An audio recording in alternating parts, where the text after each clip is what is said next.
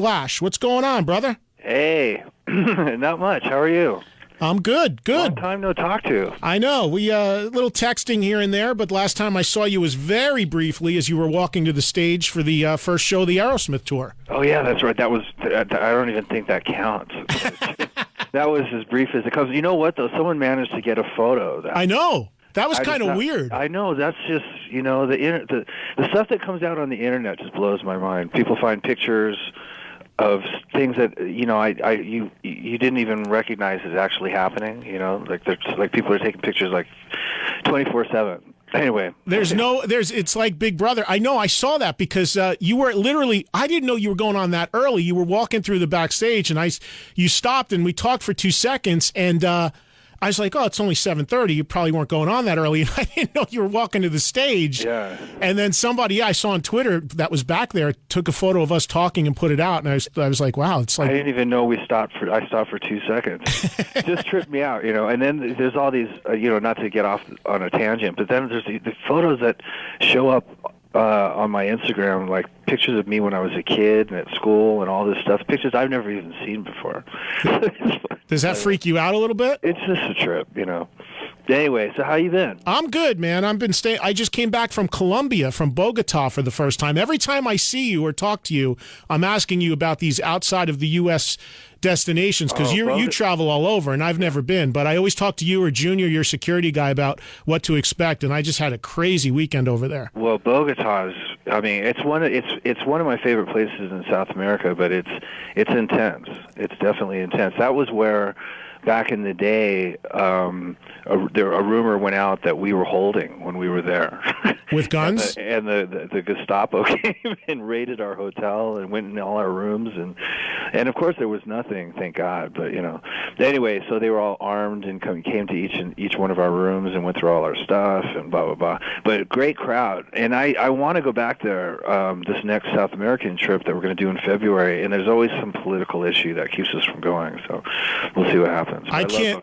I had a blast, and the fans there are. I mean, listen, I went and I had fans at the airport and fans in the hotel. I can't even comprehend what it would be like for you. You'd have to have like an armored vehicle to get over there. You have armed escorts, and then driving to and from the gig, you got like 5 or 6 cop cars in front and behind you, and the whole nine.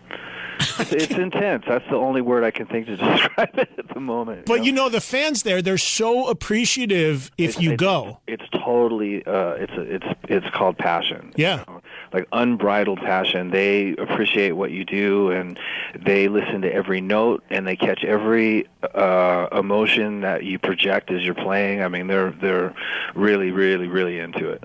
Yeah, I mean, I'm just laughing inside because it must have been utter madness to have gone there back in the day of Guns N' Roses when you guys were on your game. It was insanity.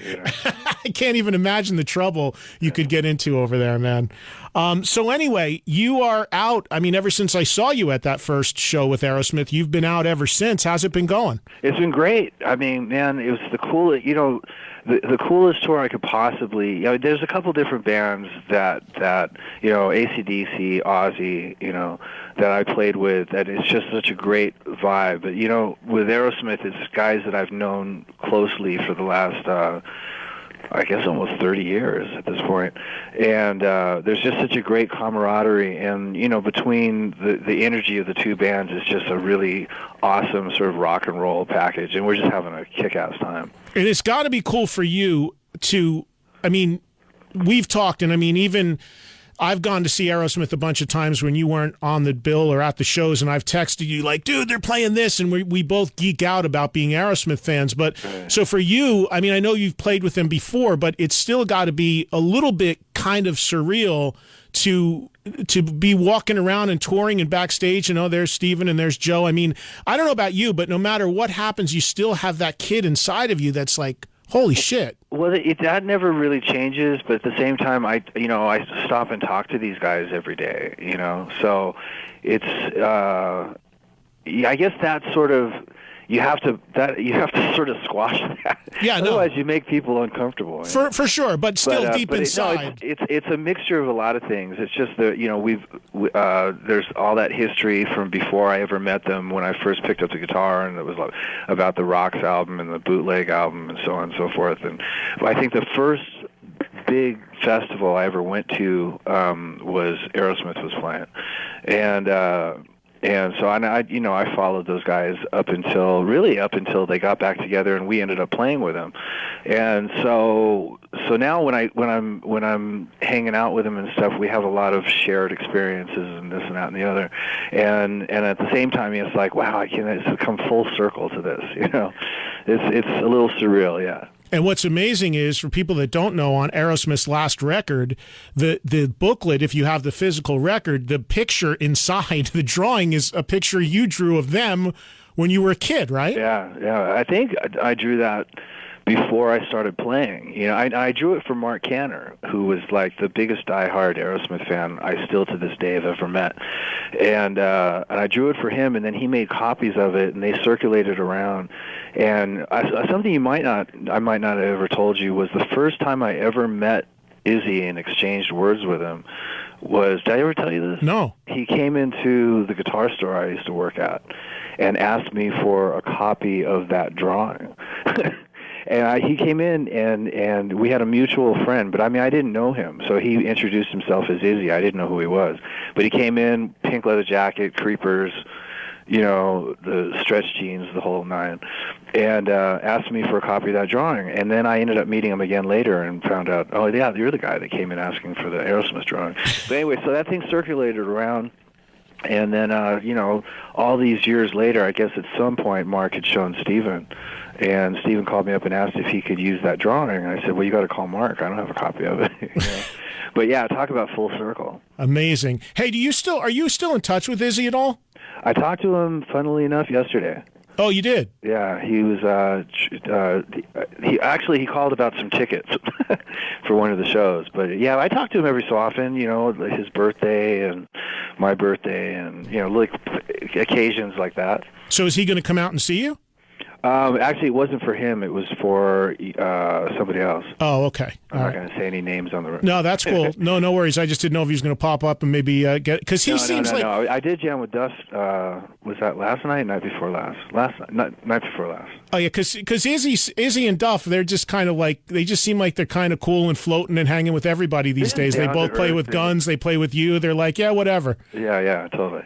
So tell me, you're doing a full set for people that don't know, and I'm going to see you guys and be hosting a show with you guys on August 29th at the Seminole Hard Rock in Hollywood, Florida. And what's going to be cool about that, as much as we both love Aerosmith, and everybody loves Aerosmith, is that's going to be your own show. So you're getting off from Aerosmith when there's nights off and doing your own thing, right? Right.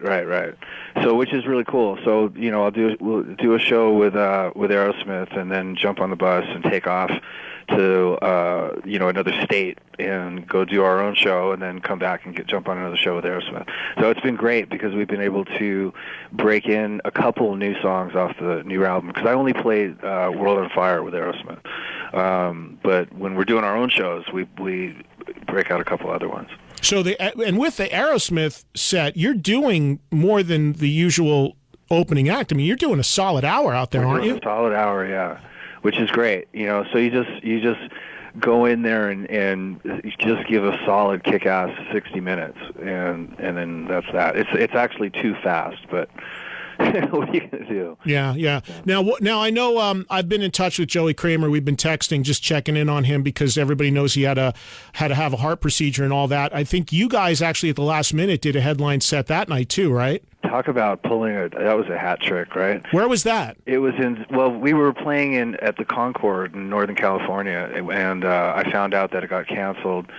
Literally, I'd flown in from somewhere. I had to go run an errand somewhere, and I'd just flown in, and we were going to go get something to eat, and our tour manager, Cheryl, told me that the gig was canceled for the next day, and so nobody knew about it at that point. And so we went to dinner, and then finally we started talking about it, and I said, you know what, we should book a gig.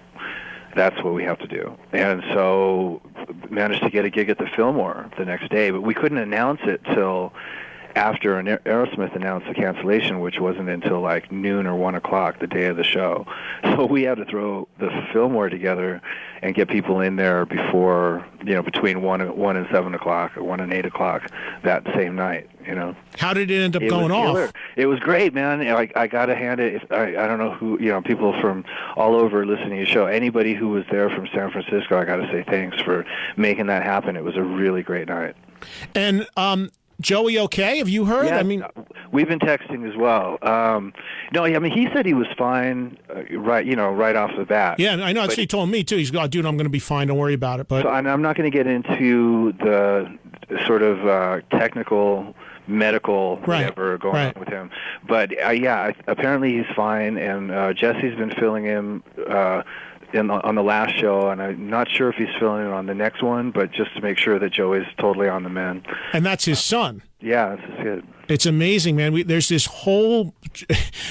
I just turned 50, and I feel every bit as old as that when I hear these stories about like Rick Nielsen's kid plays drums in Cheap Trick. Wolfgang is playing drums in Cheap Trick for years. I know, but still, Wolfgang and Van Halen and Joey's kid. I know, because all these guys didn't have kids when we first started listening to them. I know. What about your kids? Do they play anything? No, not in earnest. My youngest plays piano by ear. He's really good, but he doesn't want to be pressured into lessons or doing any of that. So he just does what he does. But it's not something he does every day. He just does it when he feels like it. And then my oldest is not really. I mean, he's got a drum kit and he can play it, but nobody's shown any signs of like, this is what I want to do. But the funny thing about kids, and you know this, is they change so drastically, so quick, from one thing to the other, like a major shift in a 24-hour period. So who knows? I know, and you, I mean, I've spent a lot of time on the road lately, but not nearly to the degree you do, and it's crazy because you go away even for a week, and you come back and you look at your kids, they're different people. It's insane. Yeah. It's real. I'll tell you, one of my favorite stories was it was a few years ago, and I was at your house, and I went over at night, and we were just hanging out talking, and you were fighting with your kids to go to sleep, and I was like, I do that every night too, and it's just like, it's funny. It doesn't matter who you are or what you do. The battle with your kids to either go to sleep or get off iPads and computers, it just doesn't discriminate. It's the same, yeah. I mean, because, regardless of how they're, for the most part, what your parents do, kids' lives are about them. It's really all the stuff that's available to them, which all kids is available to all kids. Computers, iPads, TV, video games, skateboards, all that stuff. That's what they're into. It's like they're really have their own world, and you have to sort of like deal with that. I think all parents have to deal with the exact same issues. It's too funny, man, because you're so right. Do your kids? How old are your sons now? They one turned 10 in June, and the other one's turning 12 this month. All right, so mine are soon to be 7 and 10. But do your kids must now kind of have a full understanding of who their father is? Like do they get the whole like that they're going to go out and celebrity and attention and the whole? Do they fully realize the whole thing, the whole Slash guitar thing? I don't really know. I mean, we never sat and really, discussed, what they think it's all about. But I can tell, they went to a show we did recently, and it was the first time they've been to a show since last year, I'm pretty sure. And this time they were like, oh, they went running around the arena and this and that and the other, and they had a really good time. So they know what it is that I do, obviously, and they know that there's going to be people there, and they know that it's going to be sort of like party time, blah blah blah. And that's different from how they treated it last year. So it's really how they perceive it, like what's interesting to them about it. It's the actual details, the way that I see it, don't necessarily apply to how they see it. Do you know what I'm saying? Yeah, I do. I'm laughing because I have it on a microcosm level compared to what you do because of my TV show. But when I'm with my kids and we're somewhere and I get stopped to take a picture with somebody or something, and my kids for a while couldn't quite process that. And my son said to me the other day, who's about to be 7, he said, "Daddy, did you ever go to college?" And I said, "No, I really didn't." And he said, "Why?" And I said, well, because, the job I wanted to do is kind of hard to get, and I got it kind of right out of high school. And he's like, well, what do you mean? And I said, well, you know what Daddy does? I said, I'm on the radio and on the TV. And he said to me, he looks at me and he goes, this is just perfect kids mentality. And it just set me so straight. He goes, what exactly do you do that's so hard? I mean, all you do is talk. Oh, of course, right. And if you really boil it down, Slash, it's like, yeah, I guess that really is all I do is talk. But that's all they saw it as. It's like, what's the big deal? I mean, all things considered, if I didn't make the kids listening to rough mixes on the way to school every morning, they wouldn't even know I was hardly making a record. I mean, they wouldn't really understand what that meant. Right. So like when I go on tour, like Dad goes out and plays all the time. It's funny, man. Speaking of making a record, when is this record finally coming out? It comes out in domestically. It comes out on the 16th, and it's been finished since May. 16th of September. Yeah. Oh wow. So yeah, because I've listened to it for a while now. I have this like private stream thing. You have the stream of it. Yeah, I mean, I still want to. You know me. I'm old school. I still want to crank up a CD, but I've listened to the stream a bunch of times, and I love it. And I know that you've got the one song we can play, and we'll play in a second, "World on Fire." But we'll do more when the record's actually available, then people can buy it. But you've been living with this now for a while because you have been sitting on it. How do you feel about it? The album, as soon as I finished the mastering, I haven't listened to it since.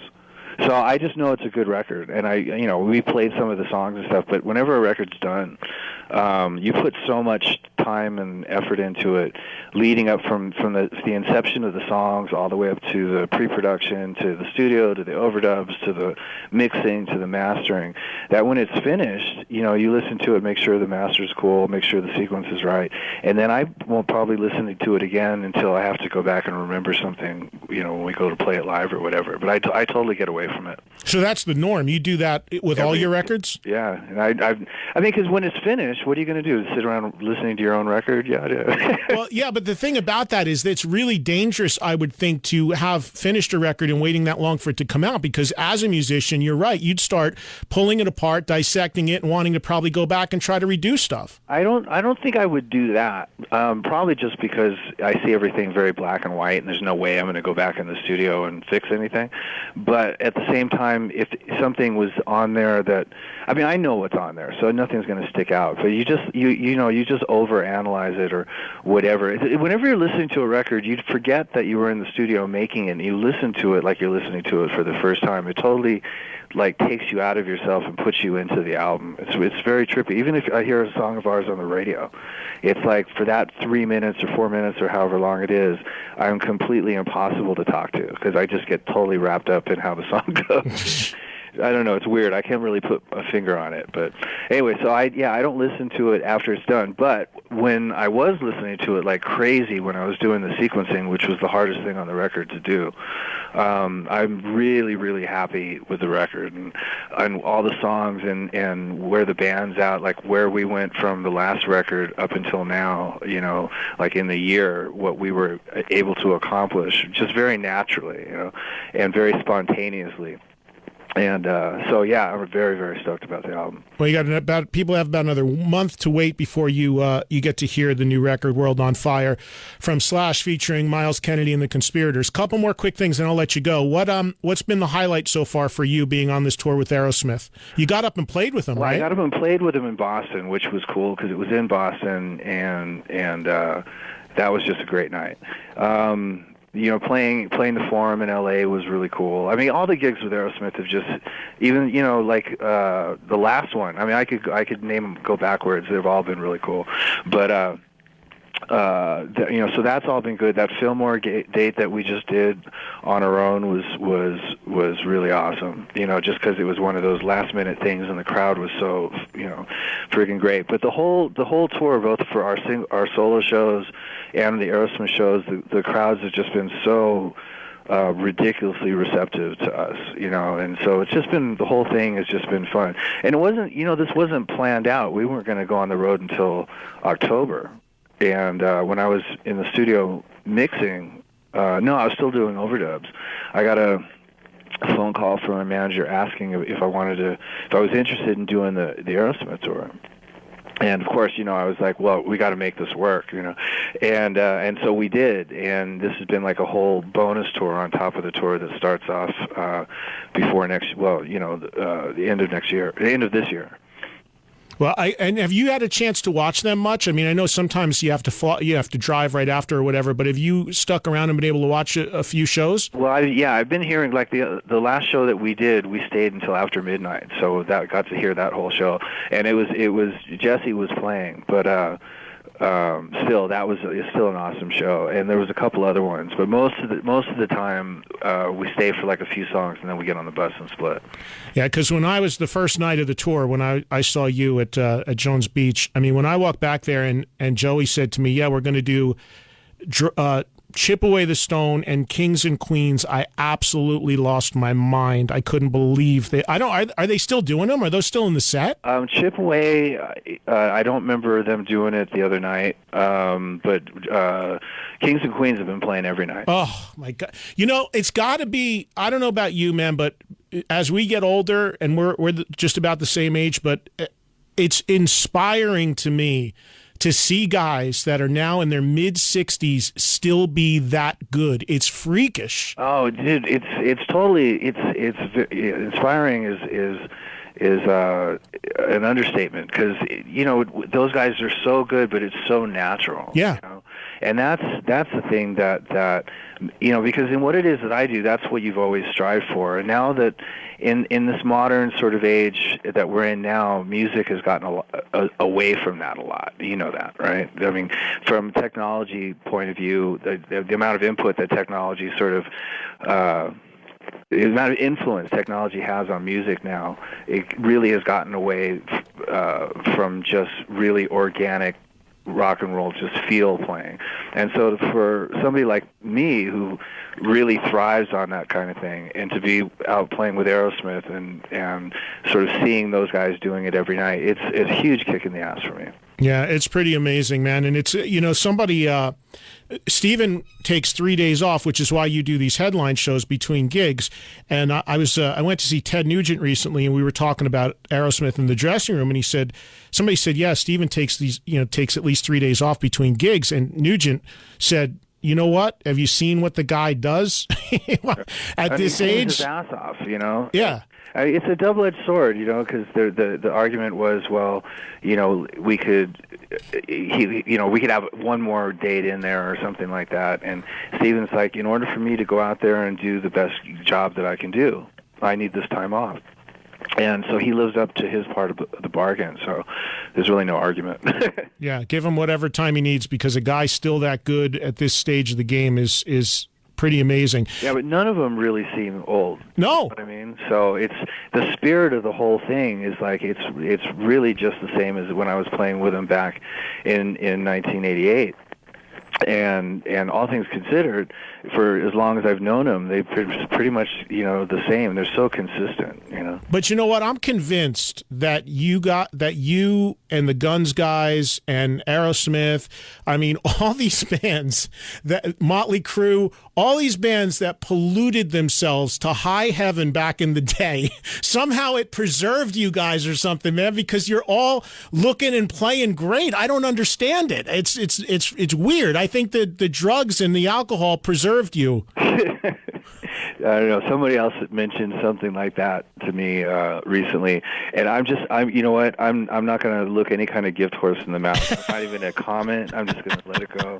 I mean, I don't know. I mean, Aerosmith, against all odds, It's still the same 5 guys that started it in '73. They're all still alive. I mean, it's crazy. It's crazy when you think about it. And actually, it was something that a quick mention on Izzy. The fact that all 5 of us are, Guns guys are actually still living. I told him, it's sort of ironic, So well, and you know that as long as the 5 of you are still living, the giant elephant in the room is going to stay Mike, there. You know what? I wasn't opening that can of worms for you to fucking start pulling that out of that. I'm just telling you, it's always going to be there as long as you're alive. Yeah. But anyway, man, it's I appreciate a few minutes, and say hi to the guys. How are the conspirators doing? Will. It's really good to talk to you, though. I mean, it's like texting's one thing, but it's good to hear your voice. Yeah, no, I know the conspirators are well. Everybody's good? Yeah, they're all good. They're out conspiring, doing whatever it is. I'm in my room, but those guys are wandering around. We're in Colorado right now, so. And then what was I going to say? I heard you on the radio the other day on the hair metal station. I was in L.A. for a second, and you were talking to Tracy Guns. Yeah, and somebody else, and talking about how he was playing with Ricky Rocket. And Eric Brittingham. Yeah. And they formed this new band, Devil City Angels, and Tracy was talking to me while he was sitting outside the lawyer's office as they were drafting a band agreement. Yeah, they were going, and you were talking about this could be it right here, because they're doing the band agreement, which is the most volatile, document that a band can sign, and it's the one thing where people get into the most arguments about the points that are going to be in this document.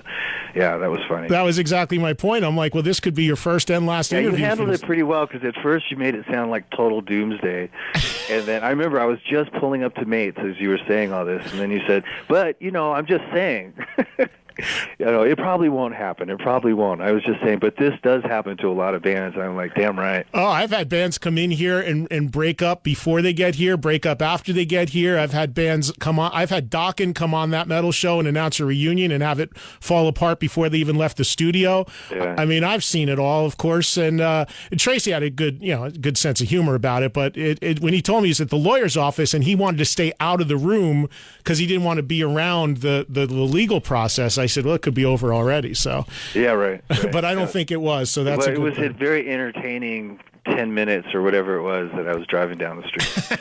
Anyway, man. Well, thanks, man. So I will see you in Florida, and looking forward to it. It's gonna be a fun night. Yeah, for sure. That's August 29th, Seminole Hard Rock headline show for Slash featuring Miles Kennedy and the Conspirators at Hard Rock Live. It's a great venue. It'll be a lot of fun.